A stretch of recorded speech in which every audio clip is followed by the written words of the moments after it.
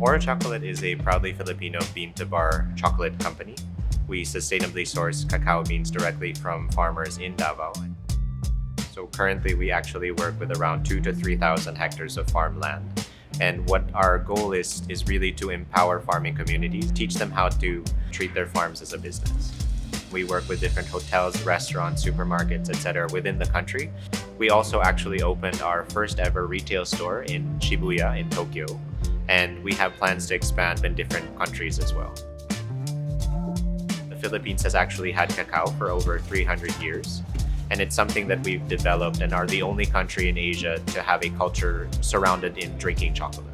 What's really interesting is that whenever we introduce our products to different people around the world, we then see that people are really surprised that first of all, the Philippines has cacao, let alone a country that also produces its own chocolate. So every 2 years, there's a competition that's held in Paris. It is a competition for the best cacao beans in the world.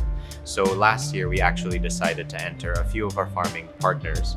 Jose Saguban is a farmer in Davao, specifically in Paquibato. He's been growing cacao all his life, and so he really stuck true to the varieties that he had and continued to nurture them over time. So it was really important for Mang Jose to actually go to Paris because he represents like the everyday farmer, somebody that doesn't really get the recognition that he deserves. And so this was a very powerful statement for him and his community. We decided to take the necessary steps to actually have him go to Paris himself and receive the award personally. So from the time when we found out that he had won the top 50 best cacao beans in the world, what we didn't actually realize was that he had also won the top 20 best cacao beans in the world. The Philippines then is a representative for the whole Asia Pacific. This is such a huge thing for us and the Philippines as well.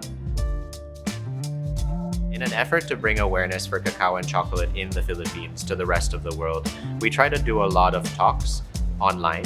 And so, of course, with the current situation, online is now one of the main sources of information and bringing people together.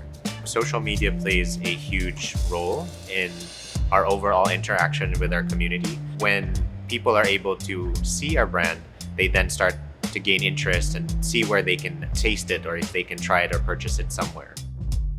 I think the Philippines is actually at a turning point because right now we're seeing so many creative ideas, so many new brands that are made locally. There's a whole movement about supporting local. And so I think that that's something that's really important for us because I think it's a sign of Filipino revival because it really kind of embodies our culture more and it also highlights who we are as a community and who we are as a people. And so I think something that we do in regards to making our own local products and highlighting cacao and chocolate making in the Philippines is really paying homage to our heritage, something that has been here for 300 years, something that we can now actually produce and turn it into chocolate. I think it's important to really pay tribute to the rich cultural heritage that we have and really showcase that to the rest of the world.